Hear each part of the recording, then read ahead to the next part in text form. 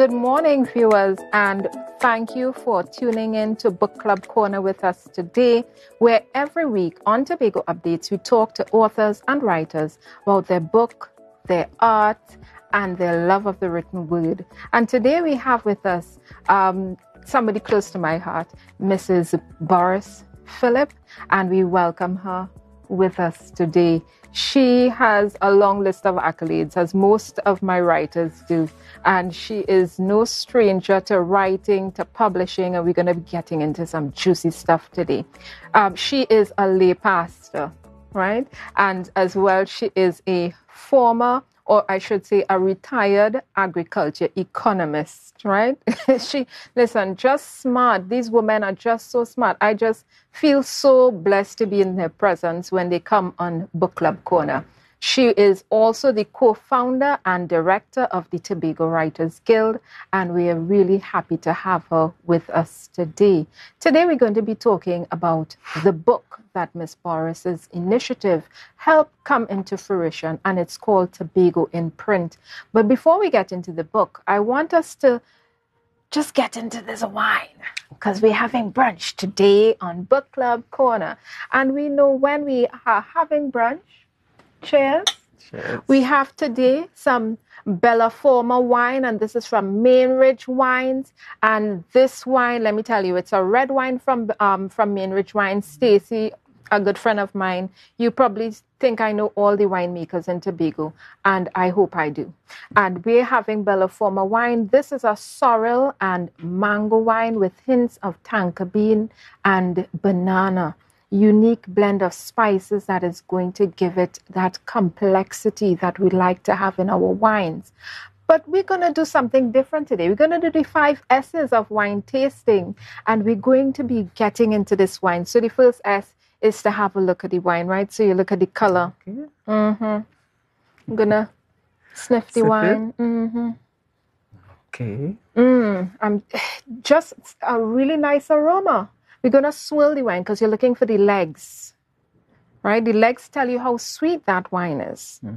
This wine is not very sweet. So for those who love sweet wine, Stacey also has some other wines on her wine list, really nice and sweet, but this one is for people who know what wines are about. And then we are going to get into the sniffing, seeing, as well as the sipping and savoring of the wine. All right.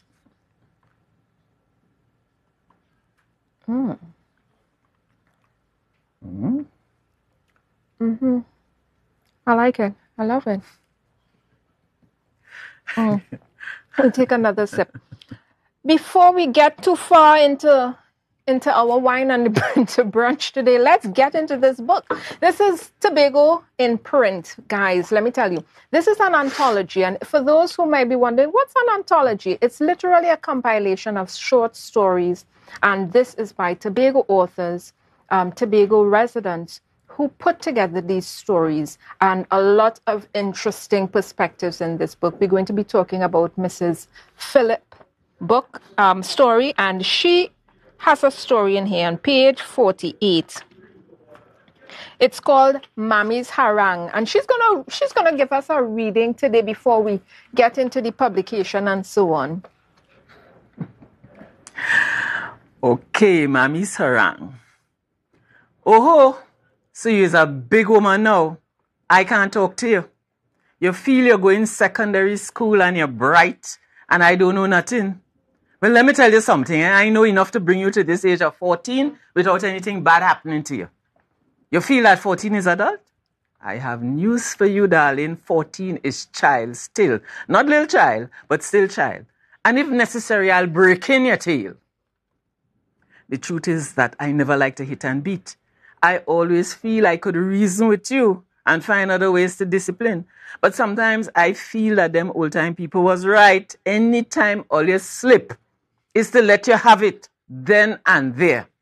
I get plenty licks in full view of my friends because my mother used to say, no child ain't embarrassing her in public. But I never do you that because I know how I used to feel so ashamed. Enough, or you want some more? We want more. Give us another paragraph.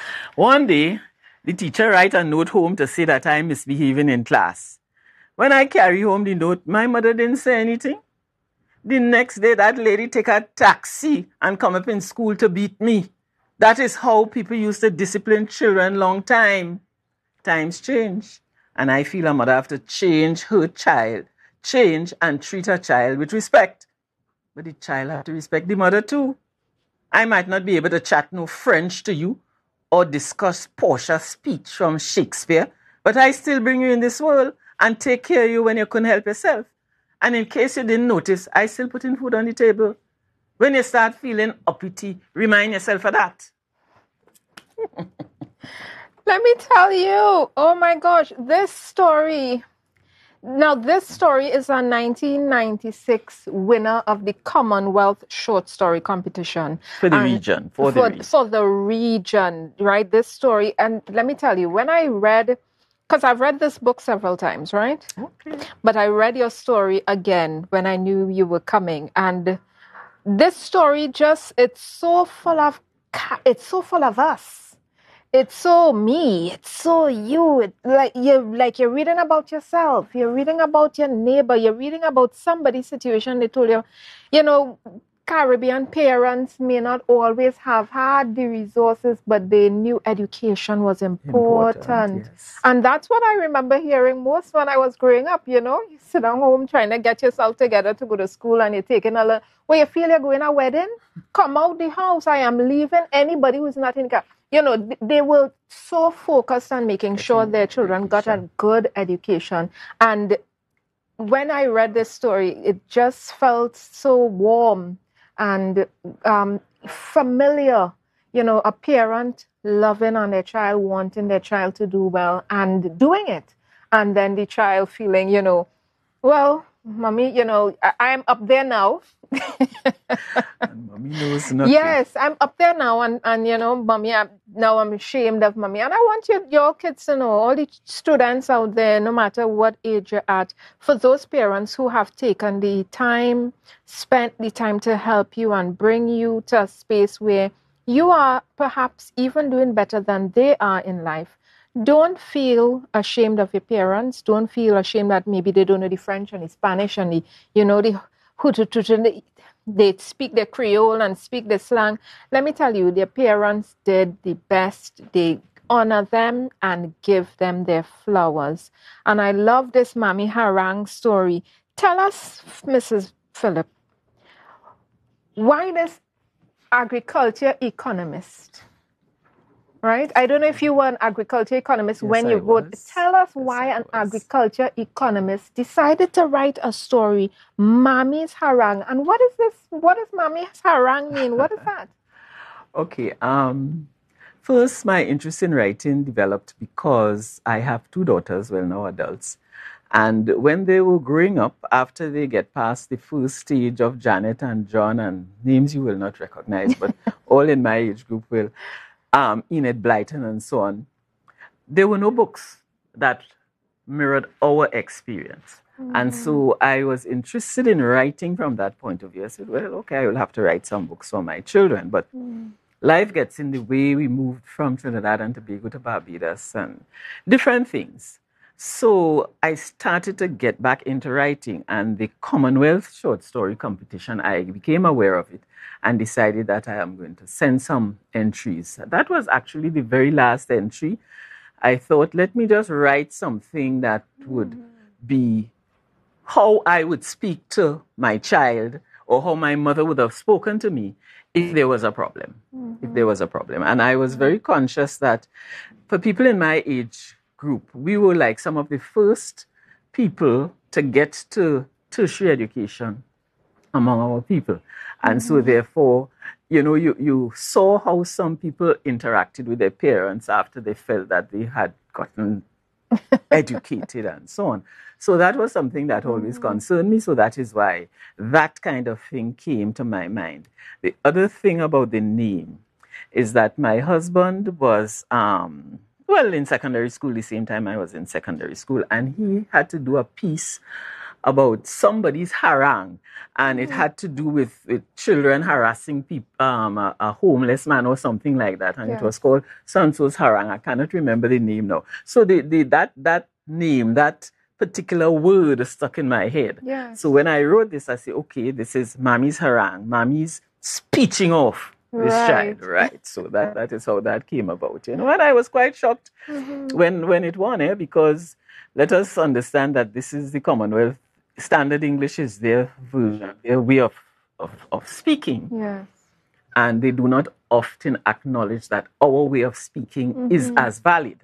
So that I wrote my thing in my language, and they accepted it. They accepted it, you know. I love it. And that's the dilemma between writers sometimes, you know. If I'm writing a story, can I write it in Creole? Can I write it in our local slang, whatever that slang may be, for what village slang, or whether it's your own Caribbean island? How can I put across this story the way we speak, the way we communicate in our village, in our community, and have the international world as it is still pay attention and be interested in my story, read it and understand what I'm saying and where I'm coming from? And I hear sometimes people saying, you know, oh, you know, if you want to fit into the international market as a book writer, as an author, as a publisher, you know, published author, you have to have. But we are seeing now a switch and a change. Yes, we are seeing the acceptance. Tell us what you think about that. What I think about that. First, I think that the language that we speak in our country is our language. It is as valid as any other language. It is a mishmash of several different languages, including some of perhaps our Amerindian expressions from before, and in Trinidad and Tobago, our East Indian mix, and then the French and the Spanish and so on. And it is a valid language for the simple reason that I know, as most people who understand Standard English would understand, Standard English is a mix of Latin and a little French and some of the Celtic languages from northern the United Kingdom and so on. And they sat down and they tried to make rules. It is still very rational. Yes. Okay, but they tried to make some rules. And so the only difference with our language is that we never sat down and said, well, okay, this is how we will say this is how that will be, and so on. And you are also aware that their language is changing all the time, the same way our language is changing. Our language is fine. For formal occasions, since most of the world communicates in Standard English, it makes sense for us to speak Standard English in formal situations. But you play netball on the netball court, you're going to say, pass me the ball, please. You pass the ball. You understand? Yes. So our language suits us. And one of the challenges for writers, by the way, that myth has been exploded a long time ago. Yes. When you think of Jamaica Kincaid, that's an Antiguan writer. You think of Miss Lou from Jamaica, always using her own language. And many authors through the region have started using their own language a long time ago. But one of the problems is that sometimes, given our language as opposed to Standard English, some of our feelings, some of our emotions are better expressed in our language than in theirs. I couldn't agree with you more. I was sitting here listening to you, and I said, you know, I'm going to tell a funny story. Funny to me. I don't know if you'll think it funny. But, you know, my mother she was a very colorful person. She loved a lot of colors. And sometimes she would go overboard to us girls. And we'd say, you know, oh gosh, mommy, you're looking coscal. Why are you looking so coscal? You know, once you say that word, you know what that means. You don't have to go into the explanation of, mommy, you know, the colors you are wearing, they're clashing. Right. You know, they don't seem to be blending well together. You know, that's one of our words. Yes, we know right? Immediately. Exactly. Marasmus. How you look at marasmus? So, yes, I've heard that word for a long time. But yes. You know? There are so many words that we use as a people, as a community, as a Caribbean community that speak to who we are. You know, once you hear those words, there's you literally know it is literally a situation they have described, not a word or a thing, but a situation that requires only one word. One word, and that's it. And yes. That's one of the things I love about being a Caribbean person. We're so warm. Right?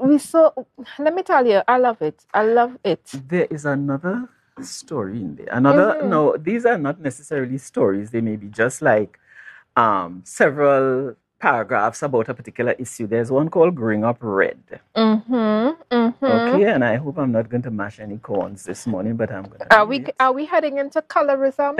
Yes. Are we heading into the colorism? That is a major problem among us that I feel we do not discuss enough. You see a lot of negative things written about darker colored people, but as a rule, we do not discuss the issue enough.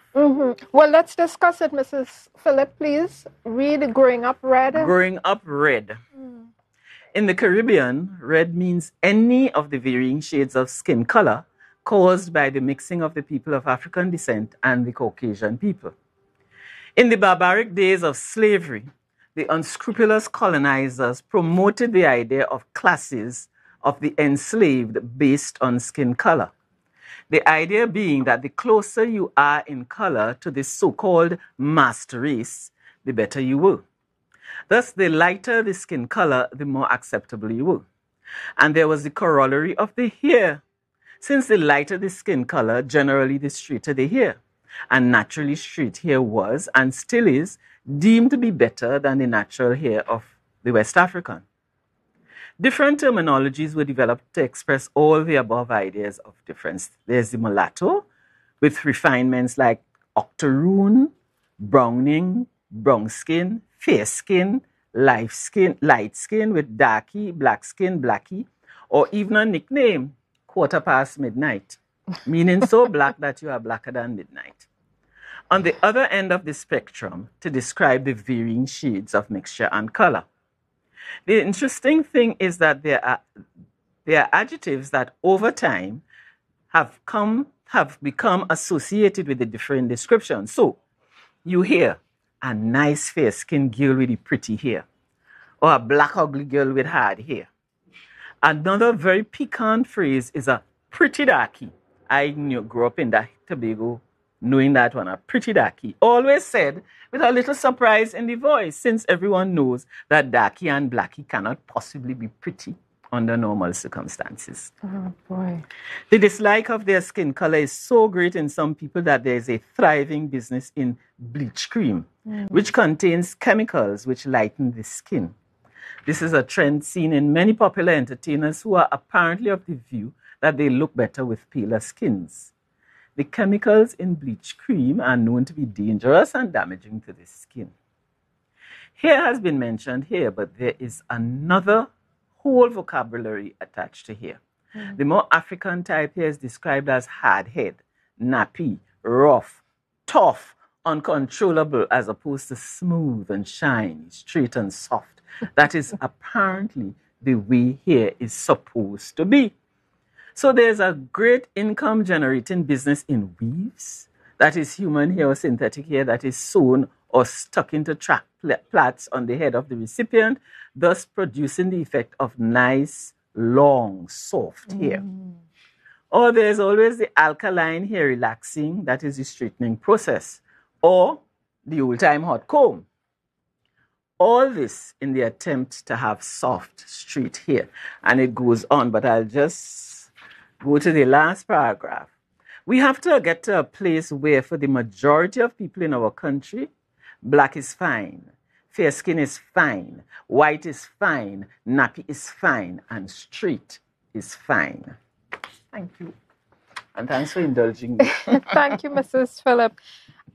You know, that's one of the things I love about writing, about authorship.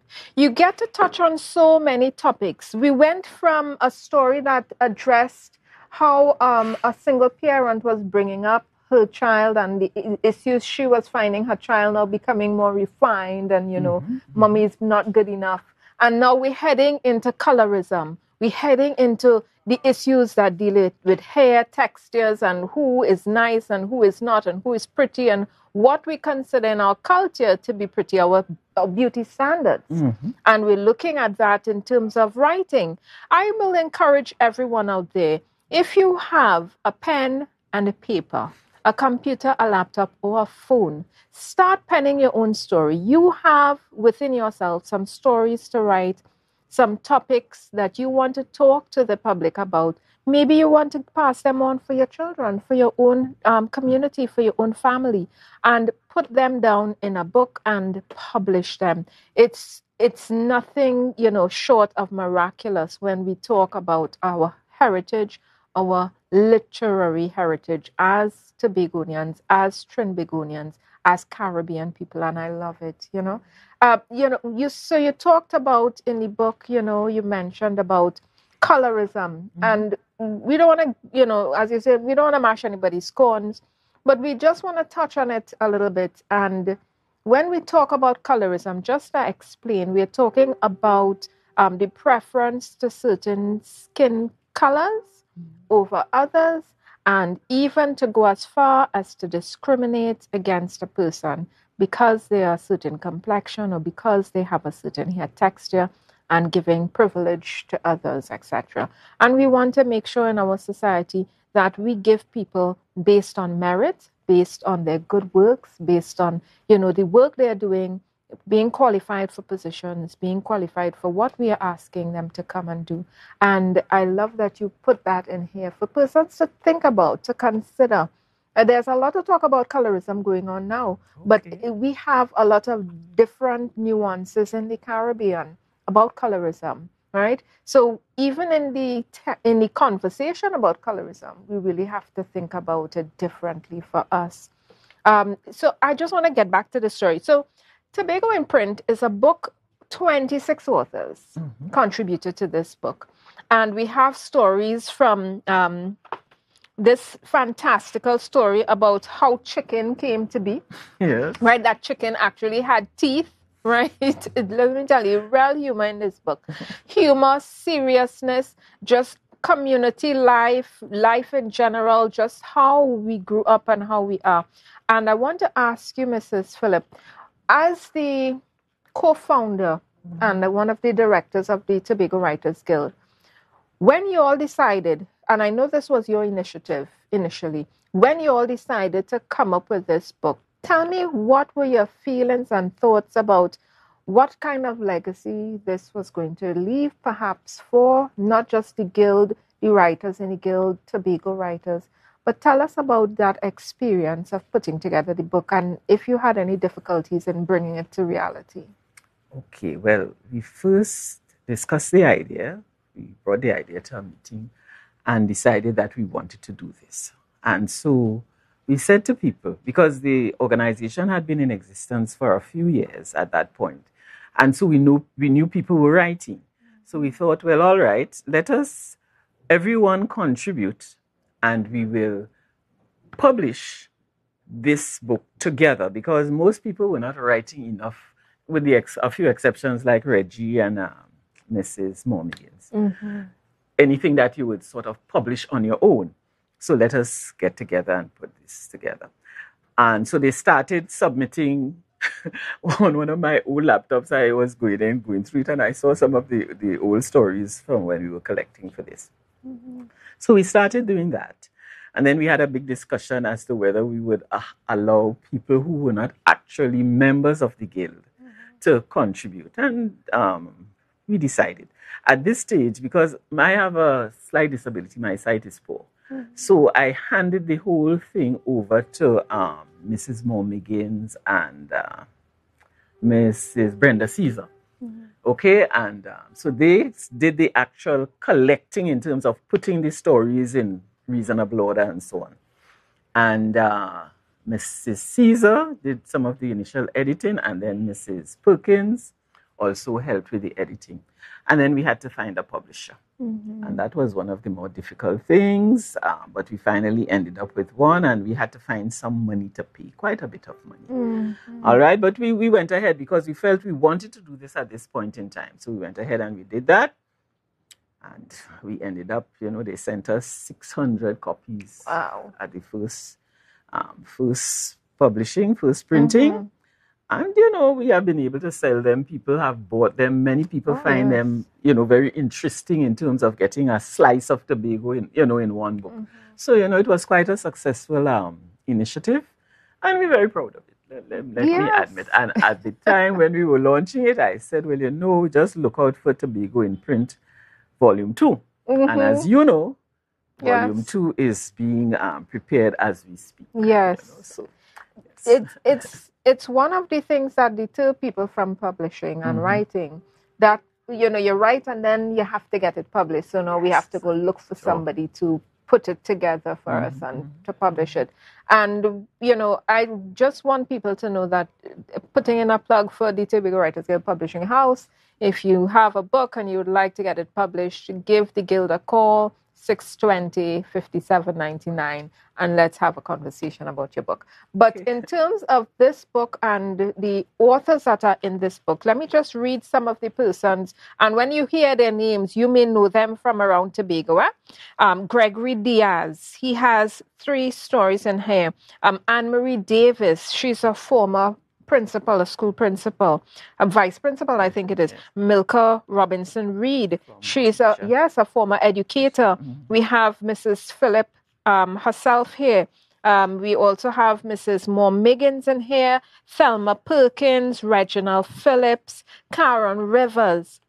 We have Chrisanne Daniel, Maria Bristol, Helen Louise Nathan, Hovis Trim, Gibson Cook, Jana Moses, Cleon McPherson, Trisha Leander, Handel Dillon, Crystal Skeet, Vernon Aki, Isabel Turner Toby, Julian Moore, Sade Titus, Shadima Maynard, Harvey Anthony, and Gloria Austin. And we want to make sure that you get this book. This is one of those books that is a good read for the summer. Yes. You're heading to the beach, you want to chill out and relax, you want to read a good book, take a good snooze. This Tobago Imprint is the book for you to get. It is going to keep you company over the summer vacation. And before we go, we want to talk about this wine again. This wine, Bella Forma. It actually is the name of Tobago given to Tobago by Christopher Columbus. And he did not discover, he rediscovered Tobago, okay? And he gave the name Bella Forma. And Mainridge Wines wanted to, a little nod, right, to where Tobago came from. And we know the Amerindians were here first, right? We know that they have a rich heritage and history. But we have Bella Forma wine. And this wine really gives you a good look into Tobago, right? Indulge in your senses with that sorrel and mango and tonka bean. You know how long I didn't see a tonka bean, though? Yes, I haven't seen a tonka bean, and that was one of the fruits that, even though it was sweet, it used to have a very powerful smell. But this wine is not one of those wines. It's not turning you off at all. It's really good. So I would advise you, get some Bella Forma wine, get the Tobago in print, get yourself a nice quiet spot, have a sip of Bella Forma wine, read the Tobago in print, get those stories under your belt, and use it as inspiration to write your own story. And we're wrapping up today. We thank you for viewing with Mrs. Phillip today and myself, Jewel. We'll be back again next week talking to more writers, more authors about their books as we have brunch on Book Club Corner. Cheers.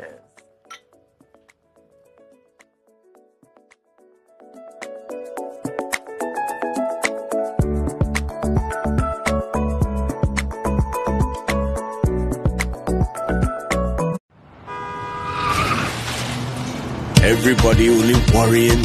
Never ever worry. Don't mind how things looking hard. I tell them never ever worry. If your nice can't get damaged bad. I tell them never ever worry. What I'm saying is true. So just consider Tatil is always right here for you. I tell them never ever worry. Don't mind if life make you sad. I tell them never ever worry. If your house gets flooded out real bad. I tell them never ever worry. What I'm saying is true. So just consider Tatil is always right here for you. I tell them never ever worry. If sickness catch you off guard. I tell them never ever worry. If times fall on you real hard. I tell them never ever worry. What I'm saying is true. So just consider Tatil will always be here for you. Never worry about a thing. Tatil, where people are people. You know what I mean. MI4 Security Services Company is the most advanced security service in Tobago. Ask about our cash and transit service. It's safe, risk-free, reliable, and timely. We provide safe banking delivery for all business types and sizes with highly trained staff, 24/7 monitoring, coordinated emergency response, and a well-maintained fleet of armored vehicles. Contact us at 660-7723 or visit our website at www.mi4securitytt.com to sign up today.